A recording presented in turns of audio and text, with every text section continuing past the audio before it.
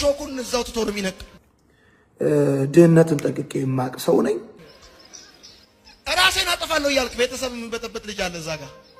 በምን ይሁንልህ? በምን?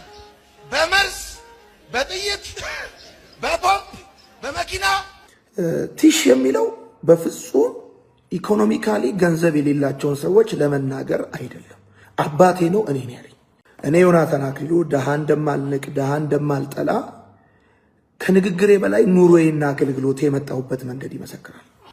ደሃ ጥቁር ጉንዳን ነው ሲል ሰምታችኋል። ፓስተር ዮናታን አክሊሉ ቃል በቃል ደሃ ጥቁር ጉንዳን ነው ሲል ተናገረ።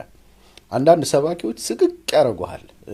የኃላፊነት ስሜት በፍጹም አታይባቸውም እና አጀንዳ ለመሆን እስከሚመስል ድረስ ወጣ ያሉ ነገሮችን በመናገር ከመንፈሳዊነት ያልተላበሱ ዘለፋ የሚመስሉ ነገሮችን በመናገር ወደ ትኩረት ለማግኘት ሲጥሩ ይታያል እና ደሃ ሀገር ላይ ቁጭ ብለህ በሚሊዮን የሚቆጠሩ ድሆች ያሉባት ሀገር ላይ ቁጭ ብለህ ደሃን ሙልጭ አድርገህ መሳደብ፣ በድህነቱ ላይ መሳለቅ እጅግ በጣም አስቀያሚ ነገር እንደሆነ አስባለሁ እና እግዚአብሔር ነገረኝ በማለት እየተበረነነ በአማኝ ሕዝብ ድጋፍ ደልቶት የሚኖር ሰው ስለ ትጋትና ስለ ስንፍና የማውራት ሞራል የለውም። ዮናታን የሚባል ፓስተር ድሃ የሆኑ ሰዎችን አስመልክቶ ከጥቁር ጉንዳን ጋር በማነጻጸር ሌብል የሚያደርግበት እጅግ በጣም የሚያንቋሽሽበት ዳውንግሬዲንግ የሆነ ሁኔታ ነው። ይሄ ነገር ሰዎችን ባላቸው የኢኮኖሚ ስታተስ ወይም በጾታ ወይም በብሔር በተለያየ የማንነት መነሻ በዚህ መልኩ ሌሎች ሰዎች ለነሱ ያላቸውን አመለካከት በሚቀይርና ዝቅ ተደርገው እንዲታዩ፣ እንዲጠሉ፣ እንዲንቋሸሹ የሚያደርግ አይነት ንግግር መናገር ይሄ በጥላቻ ንግግርና ሐሰተኛ ውንጀላን በተመለከተ በወጣው አዋጅ እንዲሁም በኢፌዴሪ የወንጀል ሕግ እስከ 3 ዓመት ሊያሳስር የሚችል ወንጀል ድርጊት ተደርጎ የተቀመጠ ነው። ውስጥ ደግሞ ከመደበኛው በተለየ መልኩ አንዳንድ ሰዎች ለፖለቲካ ጥቅማቸው፣ ሌሎች ሰዎች ለሃይማኖት ጥቅማቸው ለተለያየ አላስፈላጊ በሆነ መልኩ በጣም ተለጥጦ ከአውዱ ውጪ ስለተተረጎመ እኔ ጋር እንግዲህ ዩቲዩብ ላይ አለላችሁ ትምህርቱ አልወረደም፣ ገብታችሁ ማየት ትችላላችሁ። እና ትምህርቱ የተነገረበትን በተለይ 3 መሰረታዊ ሐሳቦች አሁን በማህበራዊ ሚዲያ የሚመላለሱትን ሐሳቦች በተመለከተ ለመናገር እሞክራለሁ። እንግዲህ አንድ መልእክት ዋጋ የሚኖረው በመልእክቱ አውድ ውስጥ ነው።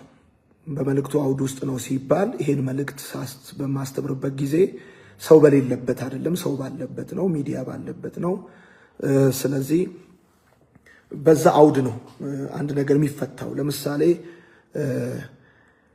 እግዚአብሔር አለቴ ነው ማለት እግዚአብሔር ድንጋይ ነው ማለት አይደለም። እግዚአብሔር በትሬ ነው ማለት እግዚአብሔር ምርኩዜ ነው ማለት ነው እንጂ እግዚአብሔር ዱላ ነው ማለት አይደለም። አንድ ቃሉ በገባበት አውድ ልክ ነው፣ በዛ ልክ ነው ሊብራራ ሊተረጎም የሚችለው። በነገራችን ላይ በሶስቱም አሁን ጥያቄ ሆነው በተነሱት ላይ ለተለየ ዓላማ ስለተቆረጠ እንጂ እኔ የተናገርኩት በሶስቱም ጉዳይ ላይ ስለራሴ ነው የተናገርኩት። ለምሳሌ ከአንደኛው ሐሳብ ልጀምር። አንደኛው ሐሳብ በምን እንዲሆንልህ ትፈልጋለህ? መሞት ትፈልጋለሁ ብለህ የምትል በምን እንዲሆንልህ ትፈልጋለህ የሚል አንድ ሐሳብ ተናገርኩ። ይህን ሐሳብ ስናገር የተናገርኩት እንግዲህ ዩቲዩብ ውስጥ ገብታችሁ ሄዳችሁ እንድትሰሙ በጌታ ፍቅር ጠይቃችኋለሁ። እናቴን እሞታለሁ ራሴን አጠፋለሁ እያልኩ አስቸገርኳት። ራሴን አጠፋለሁ ብዬ ደግሞ ማስቸግረው እንደውም ይሄ መልእክቱ ራስን አጥፋ አይደለም። ብዙ ወጣቶች እኔ ጋር ይመጣሉ፣ ቤተሰቦቻቸውን ያስቸግራሉ። መኪና ይገዛልኝ፣ ባጃጅ ይገዛልኝ፣ ውጭ ሀገር መሄድ ፈልጋለሁ፣ የተለያየ ጥያቄ ይጠይቃሉ እና ይሄ ካልተደረገልኝ ራሴን አጠፋለሁ ይላሉ። ለዛውም እኔ ብዬ ነው የተናገርኩት። በሶስቱም ቦታ ላይ መልእክቱ ስለ ራሴ ነው የተናገርኩት። የተቆረጠበትን ቦታ እንዴት ተቆረጠ፣ ለምን ተቆረጠ፣ ዓላማው ምንድነው ይታወቃል። ወደዛ ከመምጣቴ በፊት ግን አንድ ጊዜ እናቴን አልኩኝ። ራሴን አጠፋለሁ ብዬ አልኳት። በጣም ስለታከታት ስለተቸገረችብኝ በምን እንዲሆንልህ ትፈልጋለህ አለችኝ። ራስን ማጥፋት ከፈለክ በምን እንዲሆንልህ ትፈልጋለህ አለችኝ ብዬ አልኩኝና ማስተምረው ወጣቶቹ ነው ጀስት ላይክ ፈንም እኔ እናቴ እኔን ያለችኝን እዛ ጋር ብዬ እንደውም አንድ ልጅ እንዲሁ ኤክስ የሚባል ልጅ ራሴን ላጥፋ እያልክ የምታስቸግር ልጅ አለ በምን ይሆንልህ ብዬ አልኩኝ። መልእክቱ ሐሳቡ ራስን አጥፋ አይደለም። ለምን ራሱን ያጠፋል? እዛ ቆመን እኮ የምንለፋው የምንታገለው የምናገለግለው ራሱን እንዲያጠፋ አይደለም፣ እንዲመለስ ነው። ከስተቱ ቤተሰቡን ከማስቸገሩ ማለት ነው። መልካም ወጣት ግቢ ልጆቻቸውን ይዘው መጥተው በልጆቻቸው የሚደበደቡ እናቶች አጋጥሞኝ ያውቃል። በብዙ የሚያለቅሱ የሚጨነቁ አጋጥሞኝ ያውቃል። እና ከዚህ አንጻር የተናገርኩት ስለ ራሴ ነው። ከናቴ ተነስቼ ሙሉ መልእክቱን ገብታችሁ ስሙ። ከናቴ ተነስቼ እናቴ እንደዚህ አለችኝ ብዬ ስለ ራሴ ተናገርኩ። ተመልሼ እመጣለሁ ወደዚህ ሐሳብ። ከዛም ሲቀጥል ደግሞ ስለ አባቴ ተናገርኩኝ። አንድ ጊዜ ሐዋሳ አባቴ ጋር ክረምት ሄድኩኝና አባቴ ወደ ቤት ይዞኝ እየሄደ እያለ በእግር ወክ እያደረግን እያለ አልኩኝ ሳይክል ወድቆ ባገኝ፣ ሳይክል እንዲገዛልኝ የፈለግኩት ሳይክል ወድቆ ባገኝ ብዬ አልኩት። በዚህ ጊዜ ትሽ ለቃቃሚ ብሎ አለኝ። ከዛ በኋላ እንዴት ነው አንድ ወጣት ልጅ ሳይሰራ እንዲሁ ከመሬት በቅሎ አንድ ነገር አገኛለሁ ብሎ ኤክስፔክት ማድረግ የለበትም ብሎ አባቴ እኔን ተቆጣኝ። ትሽ የሚለውን ቃል የተናገርኩት እንደውም አባቴ እኔን ያለኝን ነው እንጂ ይሄን ሐሳብ ከአንዱ ቦታ ቆርጠው ወደ ሌላ ቦታ ወሰዱት። ይሄ ጉዳይ በጣም እየከነከናችሁ እየረበሻችሁ ያለ ሰዎች ስላላችሁ ነው። ይሄን ስለምትወዱኝ ሰዎች ነው ማወራው። ሁልጊዜ ውድቀቴን፣ ጥፋቴን ወይም ደግሞ እኔን ማጣጣል ወይም ደግሞ በተቻለ መጠን ስህተቴን ለማስተጋባት ለምትፈልጉ ሰዎች ስለናንተ ምንም አልጨነቅም። ግን በቅን አይምሮ በንጹህ ልብና መንፈስ ስለምትሰሙኝ የኢትዮጵያ ልጆች ስለናንተ እጨነቃለሁ። ብጨነቅም ደግሞ ትክክል ነው እና ቲሽ የሚለው ቃል አባቴ እኔን ያለኝን ነው እንጂ የተናገርኩት መልእክቱን ለምን ገብታችሁ አሰሙትም? 217,000 ሰው አይቶታል። 217,000 ሰው አይቶታል። ከዛ መቀነስ ማጥፋት አንችልም። የመልእክቱ የትምህርቱ ዋና ዓላማ ስራ ስሩ ነው። ሳታጠኑ እርሳሳችሁ ላይ እንዲጸልይላችሁ ይዛችሁ አትምጡ ነው። በአንድ በኩል የብልጽግና ወንጌል ሰባኪ ነው ይሉኛል። እኔ ከየት አምጥተው እንደሚሉኝ እግዚአብሔር ነው የሚያውቀው። ነገር ግን ስራ ስሩ ነው ያልኩት። ስራ ስሩ። ሳትሰሩ እግዚአብሔር አይባርካችሁ። ስንፍና ትክክል አይደለም አልኩ። አሁን በደንብ አድርጋችሁ ስሙኝ። ሶስቱንም ቪዲዮ ዩቲዩብ ውስጥ ገብታችሁ በደንብ አድርጋችሁ ስሙ። ማነው ሶስቱንም ጥያቄዎች ማለት ነው። አንደኛው መሞት ትፈልጋለህ በምን ይሁንልህ ያለችኝ እኔን ነው። እናቴ እኔን ያለችኝ እኔን ያለችኝን ነገር ነው ወደ ልጆቹ አምጥቼ ወደ ወጣቶቹ አምጥቼ መኪና ይገዛልኝ ብለህ ቤተሰብን አታስጨንቅ። ራሴን አጠፋለሁ መኪና ካልገዛችሁልኝ አትበል። እንደውም ስለ መኪና ሁሉ ተናግሬያለሁ። መኪና ይገዛልኝ ብለህ ቤተሰብን አታስጨንቅ። አስተማሪ እኔ በነገራችን ላይ እናቴም አባቴም አስተማሪዎች ናቸው። ያደግኩት በሀብታም ቤተሰብ ውስጥ አይደለም። ድህነትን ጠንቅቄ የማቅ ሰው ነኝ። ስለ ድሃ ጤነኛ አስተሳሰብና መልካም አመለካከት እንዲኖረኝ ክርስቲያን መሆን አይጠበቅብኝም። የተማርኩት ትምህርት 12ኛ ክፍል ጨርሼ ዩኒቨርሲቲ የጨረስኩ ሰው ነኝ። የተማርኩት ትምህርት ሰብአዊነቴ በዚህ ዘመን እንዳለ ሰው ስለ አንድ ሰው ያለኝ ግንዛቤ ማጣቱም ላይ ማግኘቱም ላይ የሚመሰረት አይደለም። ስለ አንድ ሰው የሚያለኝ ግንዛቤ ባለው ገንዘብም ባለው ማጣትም ላይ አይመሰረትም። ለምሳሌ ከዚህ በፊት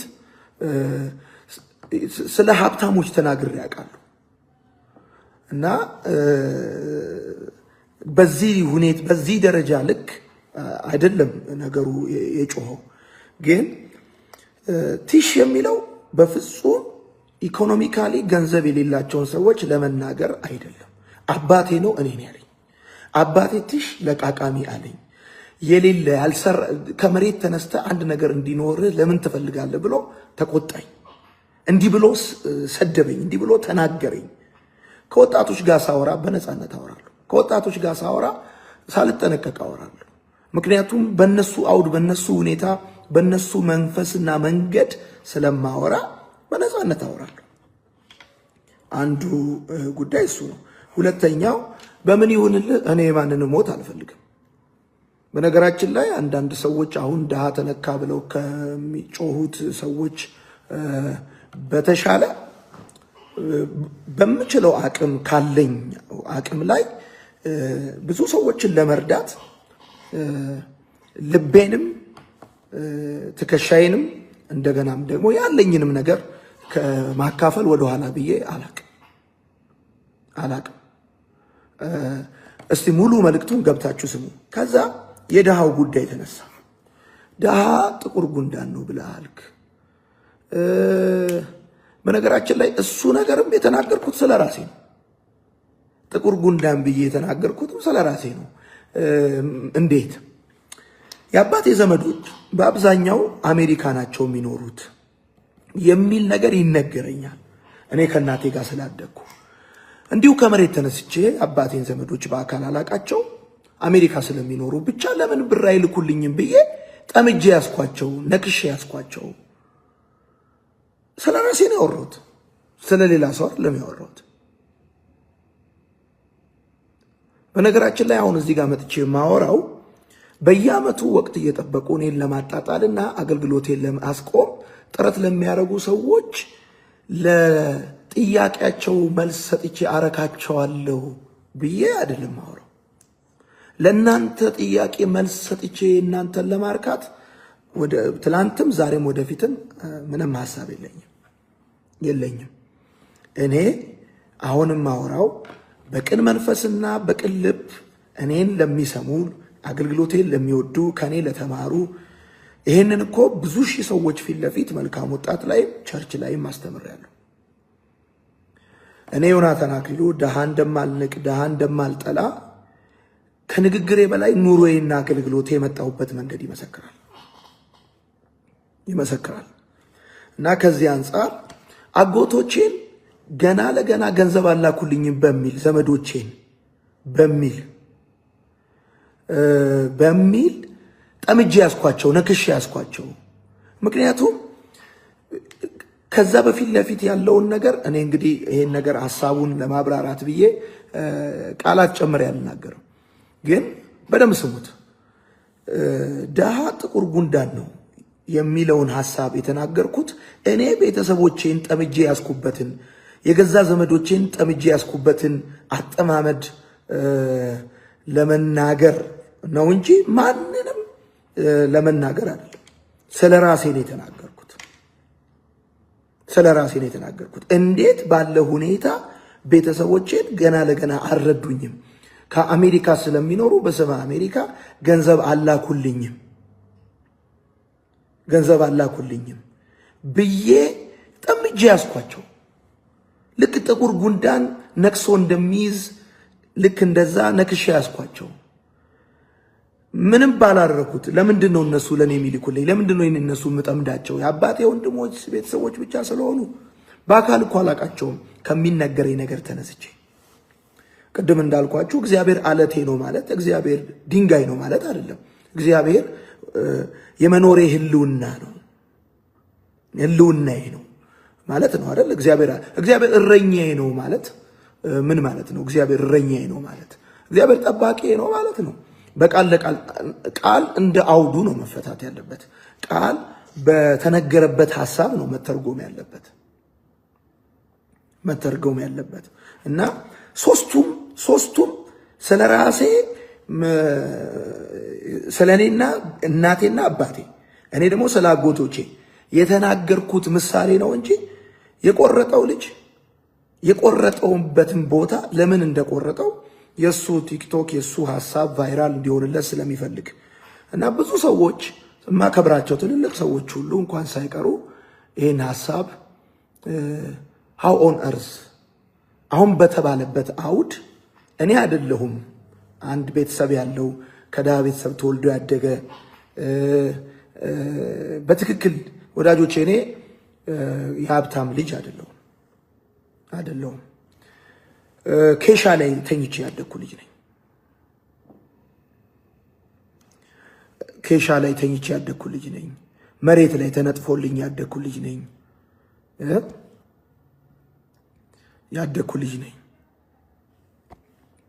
ያደግኩ ልጅ ነኝ እና ማን በነገራችን ላይ ሰው ደግሞ ኢንተርምስ ኦፍ ገንዘብ ኢንተርምስ ኦፍ ቁሳቁስ ሊለካ እንደማይችል በትክክል አውቃለሁ። በመልእክቱ ውስጥ ዋናው ሐሳብ ምን ነበረ? በመልእክቱ ውስጥ ዋናው ሐሳብ ሰው ድሃ ሊሆን የሚችልባቸው ምክንያቶች አሉ። አንዱ ስንፍናው ነው። ሁለተኛው መጥፎ ባህሪው ነው። ይሄን ነው ስናገር የነበረው እና ሶስት መሰረታዊ ጥያቄዎችን የተነሱት አንደኛው ድሃ ጥቁር ጉንዳን ነው አልክ። እኔ ሌላ ሰው አልተናገርኩም፣ ራሴን ነው ያልኩት። አይ ነው አውቃለሁ፣ ማብራራት አይጠበቅብህም። ወዳጆቼ እንግዲህ መልስ ላለመስጠት በጣም ከራሴ ጋር ታግያለሁ። ነገር ግን እንደው ከምጠብቀው ሁሉ በላይ አንዳንድ ማከብራቸው ሰዎች ሁሉ ነገሩን ከአውድ ውጪ ተርጉመው ሌላ ቦታ ወሰዱት። በነገራችን ላይ ካልኩ ብያለሁ ብዬ ኃላፊነቱን የምወስድ ሰው ነኝ።